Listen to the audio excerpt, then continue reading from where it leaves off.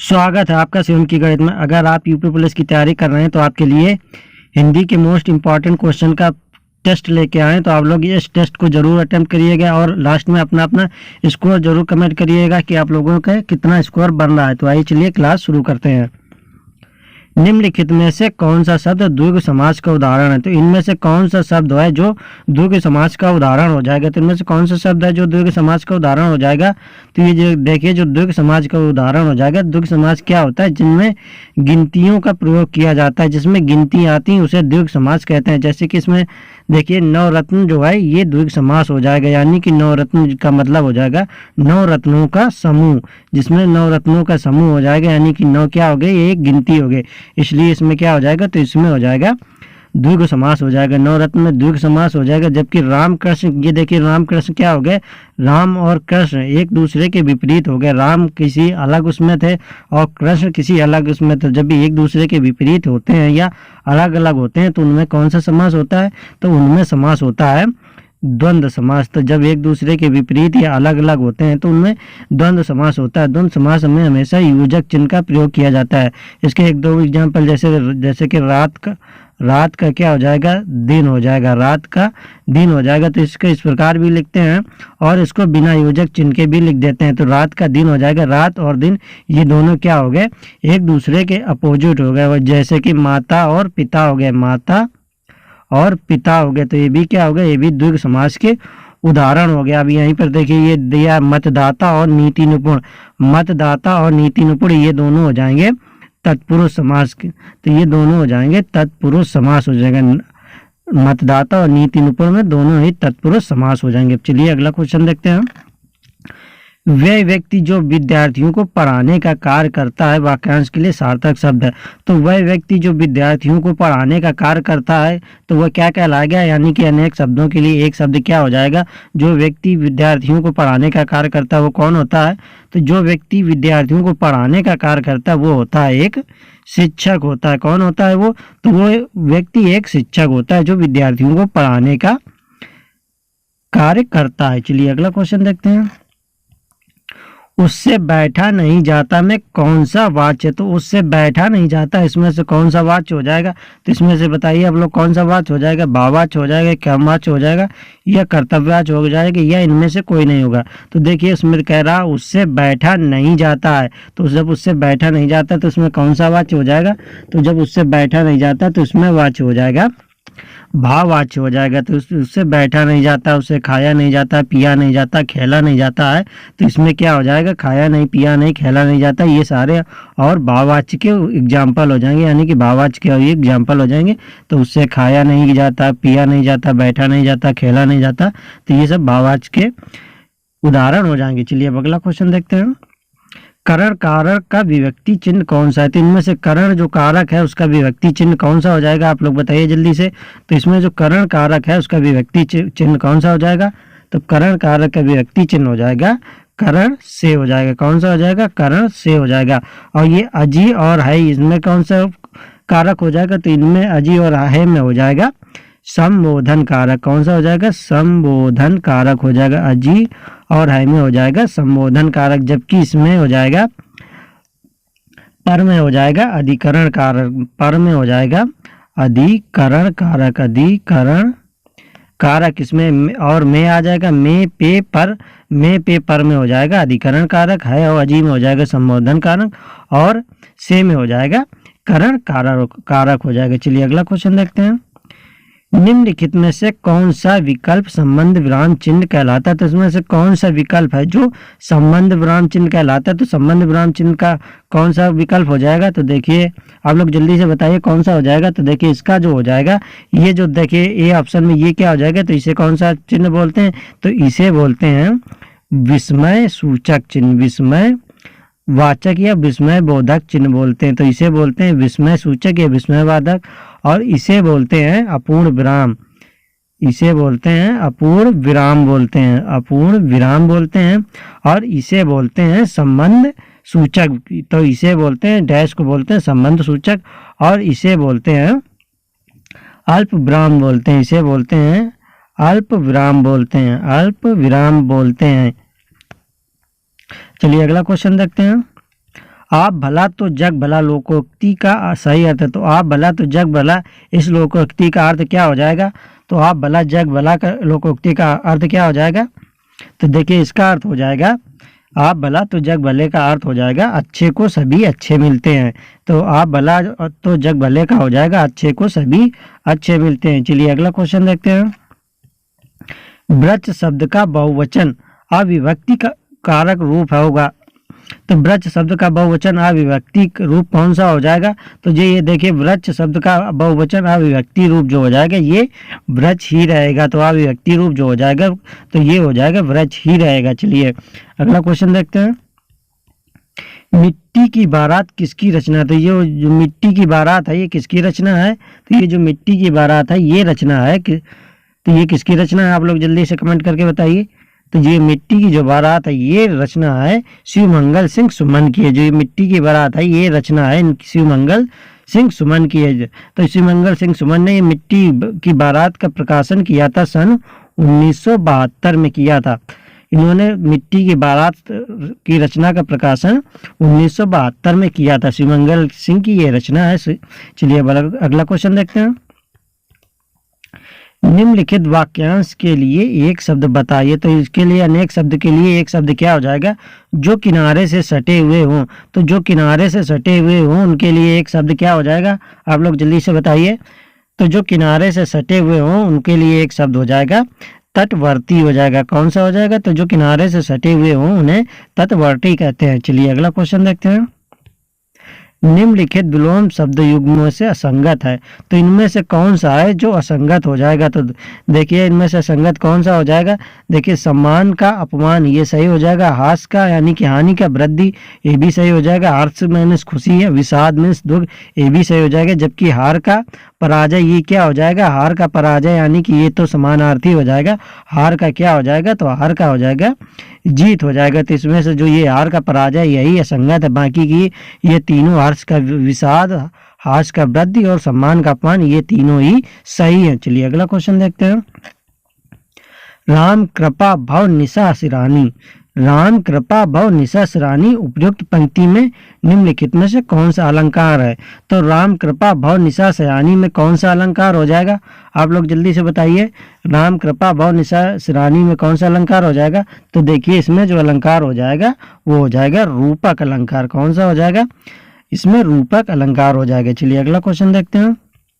यमुना के लिए पर्यायवाची शब्द नहीं है। तो इनमें से यमुना के लिए पर्यायवाची कौन सा नहीं हो जाएगा? तो देखिए यमुना का जो पर्यायवाची होता है भानुजा भी होता है, कालिंदी भी होता है और सूर्यसुता भी होता है। यानी कि यमुना के ये भानुजा, कालिंदी और सूर्यसुता ये तीनों ही पर्यायवाची होते हैं। जबकि दुआसन जो है यमुना का पर्यायवाची नहीं होता है। चलिए अगला क्वेश्चन देखते हैं।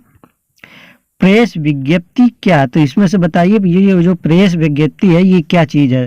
तो ये जो प्रेस विज्ञप्ति है ये है कोई संस्थान या व्यक्ति किसी बैठक में जो निर्णय लेता है उसे प्रेस विज्ञप्ति के माध्यम से सर्वसामान्य तक पहुंचाया जाता है।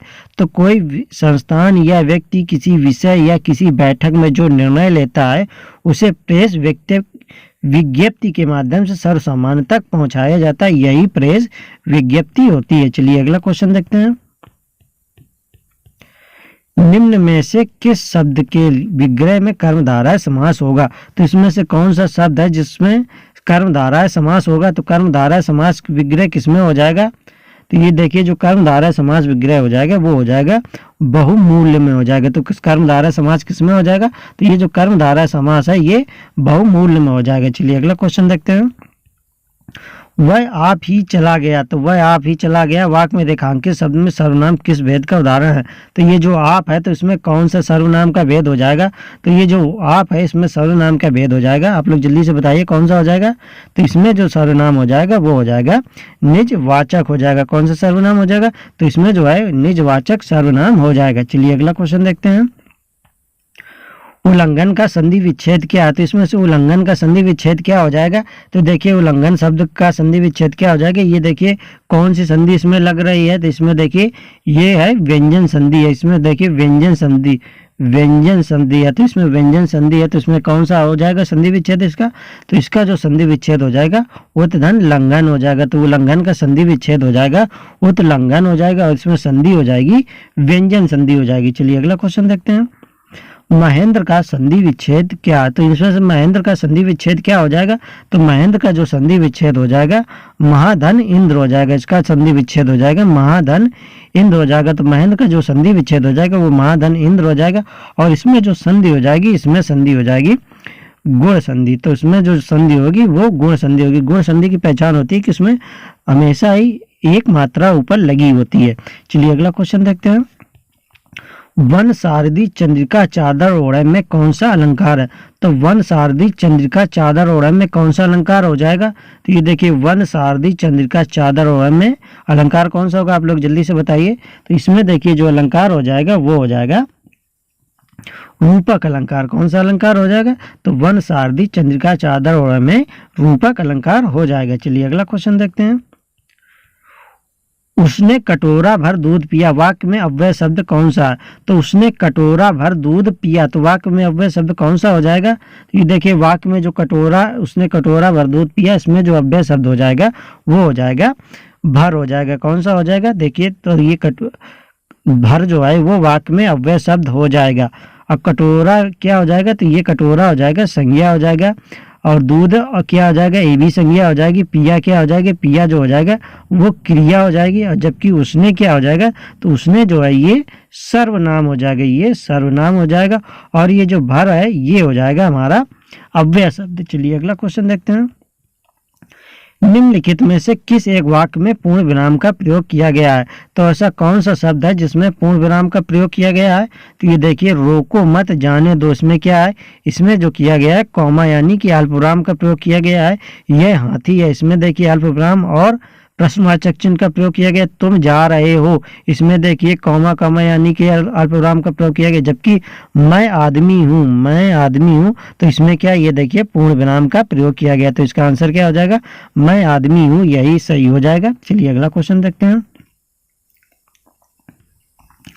निम्नलिखित में से रस तथा उसके स्थायी भाव का कौन सा युग्म सही नहीं है, तो इनमें से कौन सा रस है जिसका स्थायी भाव सही नहीं है, आप लोग जल्दी से कमेंट करके बताइए कौन सा ऑप्शन सही हो जाएगा। आइए चलिए देखते हैं इसमें कौन सा आंसर सही हो जाएगा। देखिए करुण रस का जो स्थायी भाव होता है वो शोक होता है, यानी कि करुण रस का जो स्थायी भाव होता है वो शोक होता है, यानी कि ये तो सही है, करुण रस का स्थायी भाव शोक होता है। उसी प्रकार श्रृंगार रस का जो स्थायी भाव होता है वो रति होता है, तो जो श्रृंगार रस का स्थायी भाव होता है वो रति होता है, यानी कि ये भी सही है। अद्भुत रस का जो स्थायी भाव होता है वो विस्मय होता है, यानी कि अद्भुत रस का जो स्थायी भाव होता है वो विस्मय होता है, यानी कि ये भी सही है। जबकि देखिए यहाँ पर वीर रस का जो स्थायी भाव दे रखा है वो क्रोध दे रखा है, जबकि वीर रस का जो स्थायी भाव होता है वो उत्साह होता है। वीर रस का जो स्थायी भाव होता है वो उत्साह होता है, जबकि जो क्रोध जो है वो रौद्र का स्थायी भाव होता है, क्रोध जो है वो रौद्र का स्थायी भाव होता है। तो इसका जो ऑप्शन हो जाएगा ये डी हो जाएगा, ये इसका जोड़ा सही नहीं है। चलिए अगला क्वेश्चन देखते हैं। शुद्ध वर्तनी वाला शब्द है, तो इनमें से कौन सा है जो शुद्ध वर्तनी वाला शब्द है, तो शुद्ध वर्तनी वाला शब्द इनमें से कौन सा हो जाएगा, तो आप लोग जल्दी से कमेंट करके बताइए कौन सा हो जाएगा शुद्ध वर्तनी वाला। तो ये जो शुद्ध वर्तनी वाला हो जाएगा ये हो जाएगा विरहिणी, ये जो सी ऑप्शन है विरहिणी है जो शुद्ध वर्तनी वाला शब्द हो जाएगा। चलिए अगला क्वेश्चन देखते हैं। बेमेल बीजों का सम्मिश्रण अर्थ के लिए सही मुहावरा है, तो बेमेल बीजों का सम्मिश्रण अर्थ के लिए सही मुहावरा कौन सा हो जाएगा, तो बेमेल बीजों का सम्मिश्रण अर्थ के लिए सही मुहावरा जो हो जाएगा ये हो जाएगा आधा तीतर आधा बटेर। कौन सा हो जाएगा, तो ये हो जाएगा आधा तीतर आधा बटेर, ये सही हो जाएगा। चलिए अगला क्वेश्चन देखते हैं। घबराहट शब्द में कौन सा प्रत्यय है, तो घबराहट शब्द में कौन सा प्रत्यय हो जाएगा। देखिए प्रत्यय क्या होते हैं जो शब्द के लास्ट में जोड़े जाते हैं तो वो प्रत्यय होते हैं, जबकि उपसर्ग जो होते हैं वो शब्द के आगे जोड़े जाते हैं। तो इसमें से कौन सा प्रत्यय हो जाएगा घबराहट में, तो देखिए घबराहट में जो प्रत्यय हो जाएगा वो आहट हो जाएगा, तो घबराहट में जो प्रत्यय हो जाएगा वो आहट हो जाएगा। चलिए अगला क्वेश्चन देखते हैं। वाक्य अरे मूर्ख संभल जा, अरे वाक्य अरे मूर्ख समझ जा निम्न में से किस कारक का उदाहरण है। तो अरे मूर्ख समझ जा वाक्य में निम्न से किसका उदाहरण हो जाएगा। तो ये देखिए अरे मूर्ख समझ जा, इसमें उदाहरण हो जाएगा संबोधन कारक का। किसका हो जाएगा, ये संबोधन कारक है। इसमें देखिए अरे मूर्ख लिखा हुआ और इसमें संबोधन यानी कि ये संबोधन का प्रयोग किया गया है, इसलिए इसमें हो जाएगा संबोधन कारक। जबकि कर्ता कारक में क्या होता है, कर्ता ने, और ये करण क्या हो जाएगा, करण से, या और कर्म को हो जाएगा, कर्म को हो जाएगा, यानी कि कर्ता ने कर्म को करण से। चलिए अब अगला क्वेश्चन देखते हैं। दिए गए शब्द युग्म के सही अर्थ का भेद चयन कीजिए। तो इनमें से बताना है कि इनमें से किसका दोनों का अर्थ क्या हो जाएगा। तो देखिए सुधी, सुधी तथा सुधी का अर्थ क्या हो जाएगा। तो सुधी तथा सुधी का जो अर्थ हो जाएगा, आप लोग जल्दी से कमेंट करके बताइए। तो इसका अर्थ हो जाएगा सुधी का मतलब स्मरण और सुधी का मतलब समझदार। तो इसका आंसर हो जाएगा ऑप्शन बी, सुधी तथा सुधी का हो जाएगा स्मरण और समझदार। चलिए अगला क्वेश्चन देखते हैं। दूधो नहो पूतो फलो वाक्य है। तो दूधो नहो पूतो फलो किस प्रकार का वाक्य हो जाएगा। तो ये देखिए जो दूधो नहो पूतो फलो ये वाक्य हो जाएगा, ये एक आशीर्वाद के रूप में दिए बोला जा रहा है। तो ये हो जाएगा इच्छा सूचक वाक्य हो जाएगा। क्या हो जाएगा, दूधो नहो पूतो फलो, तो ये एक इच्छा सूचक वाक्य हो जाएगा। चलिए अगला क्वेश्चन देखते हैं।